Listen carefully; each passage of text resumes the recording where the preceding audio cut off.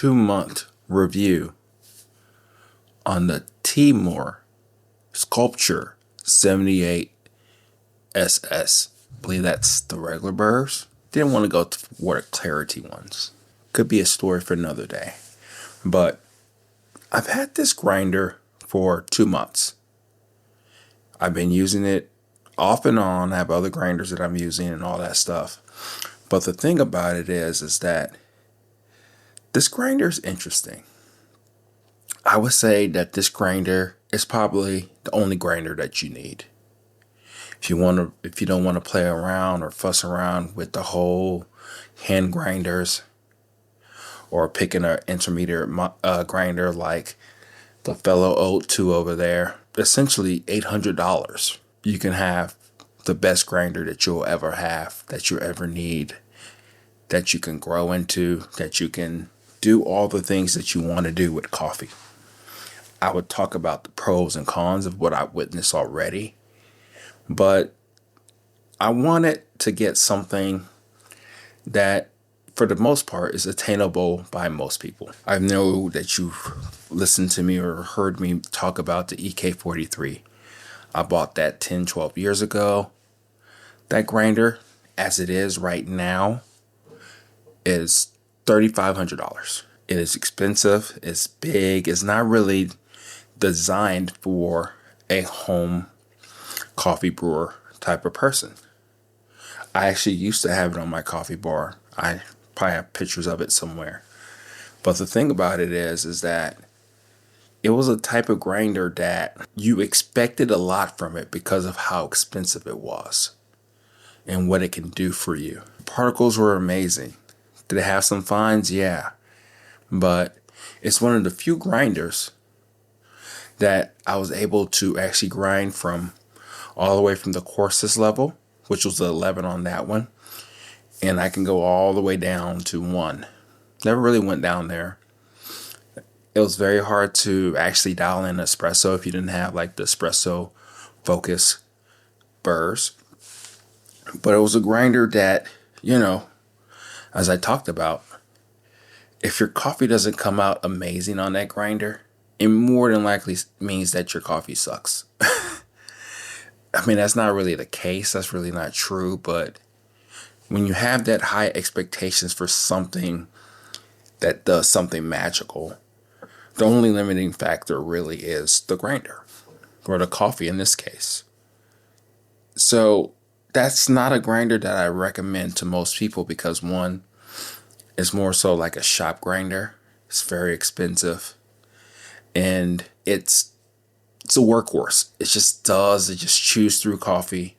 It does a good job and all that stuff. But again, it's not as practical as it may seem. So this one right here, the Timemore Sculptor 78 SS, is a grinder that I believe most people will want to aspire to grow old with.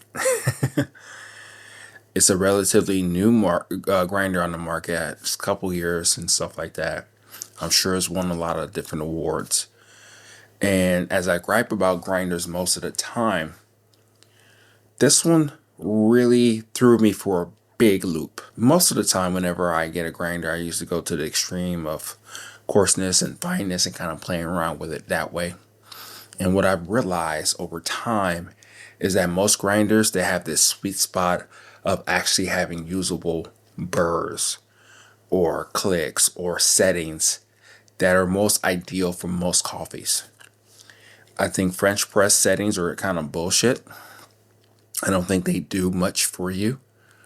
And it gives you a sense of like, as much as you want. You have all the world at your fingertips.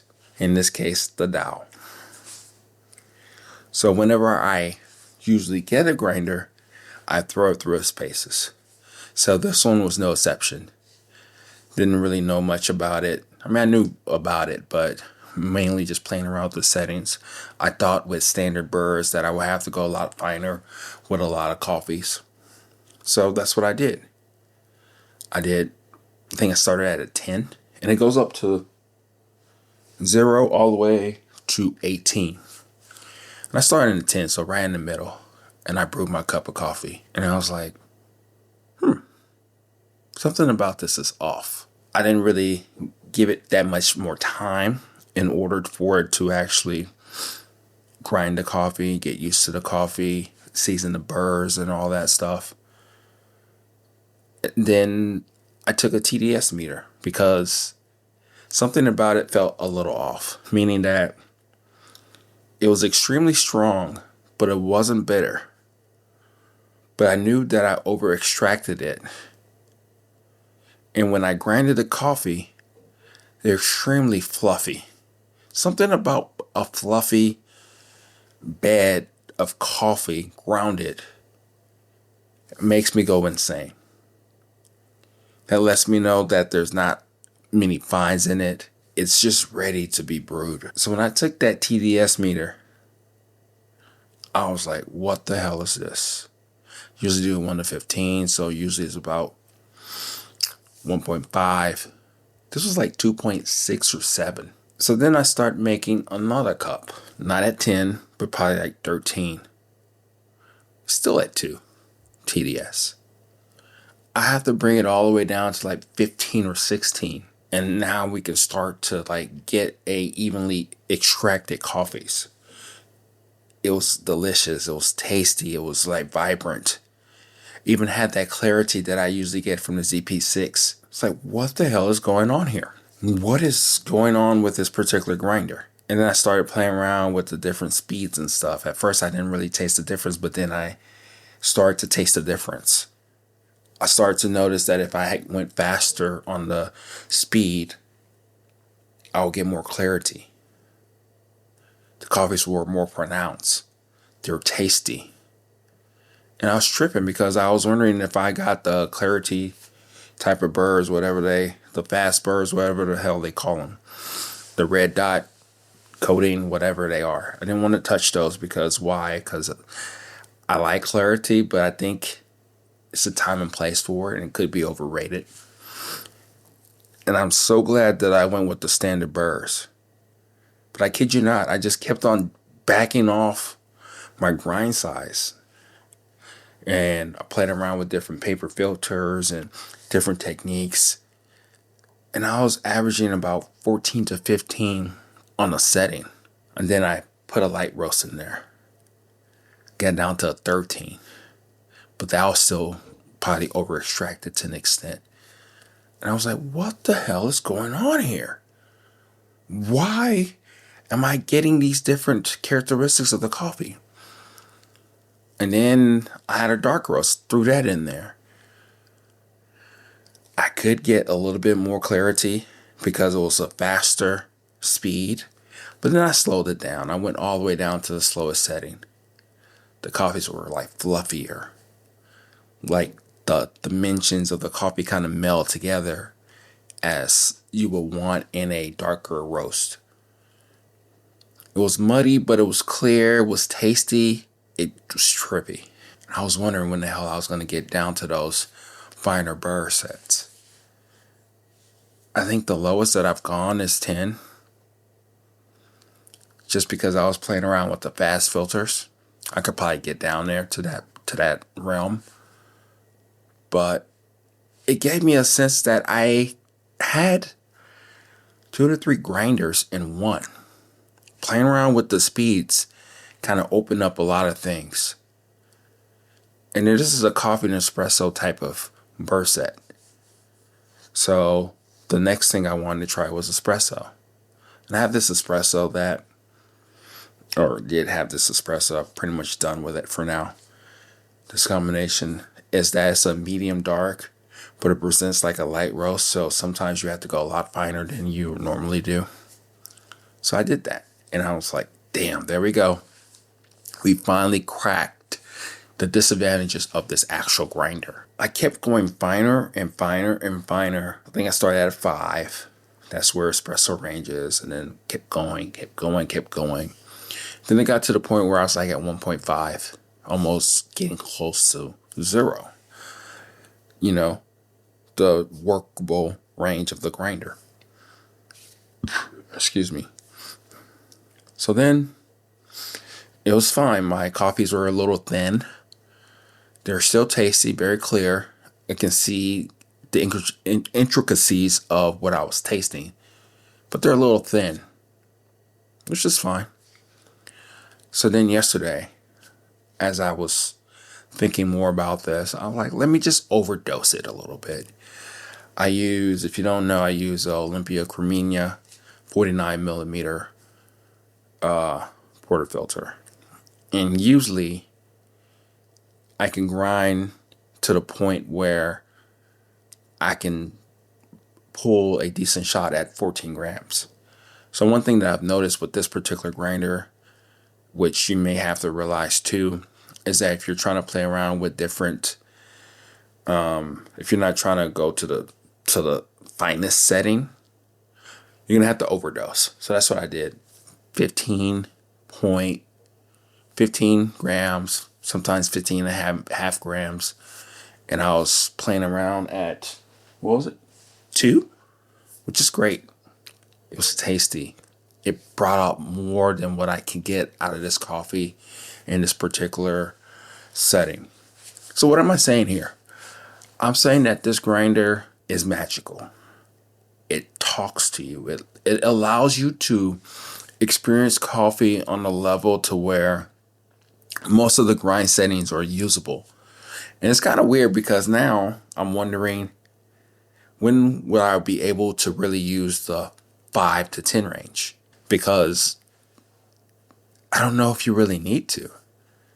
I don't really do Turkish. 5 is just barely kissing the rim of espresso. I've been playing around and using coffees about between 12 to 16 range.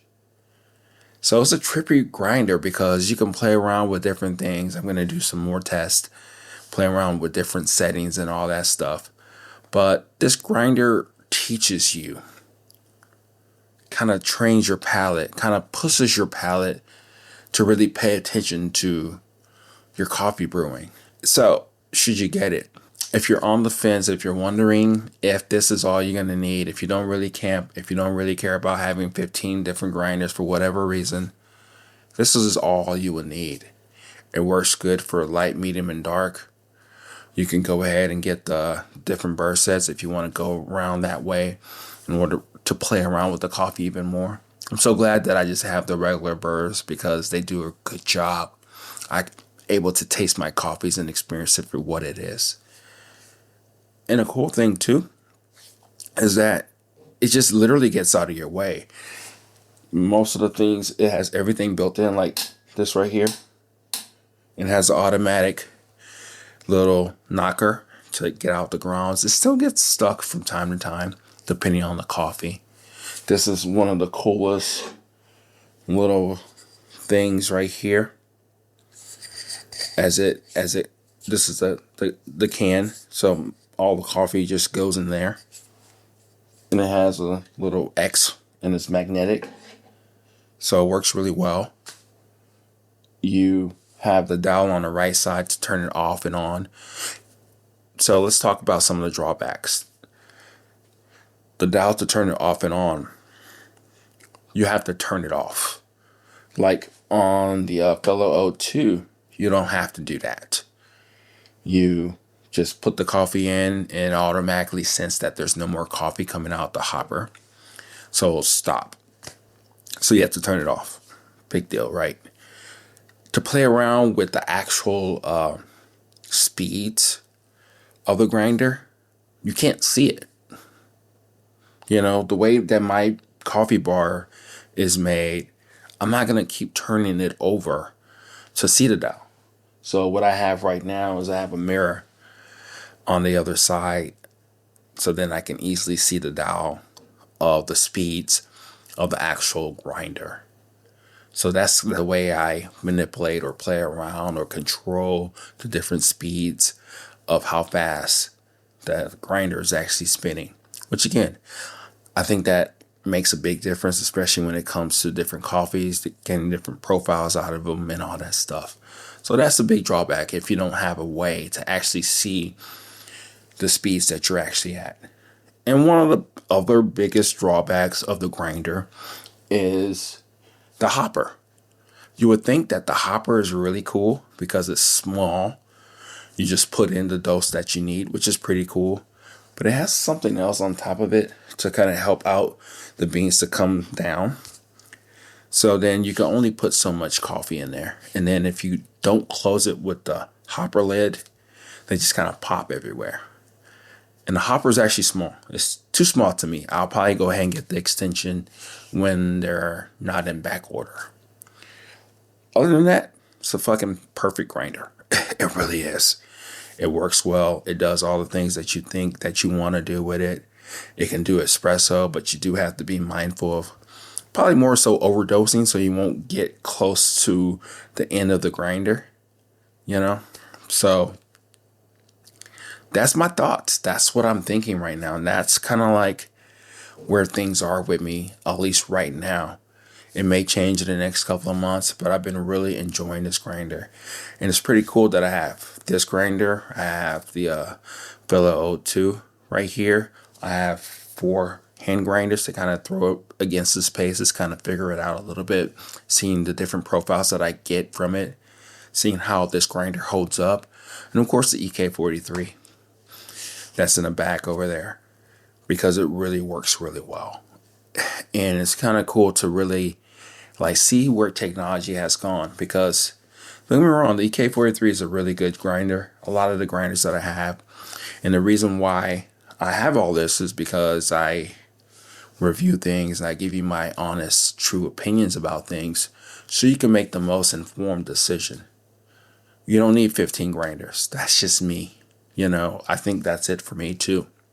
I'm able to brew a cup of coffee the way I want to. I can throw any grind size that I want to. Even doing a 11 or 12 on the Mocha Master, which it works out really well.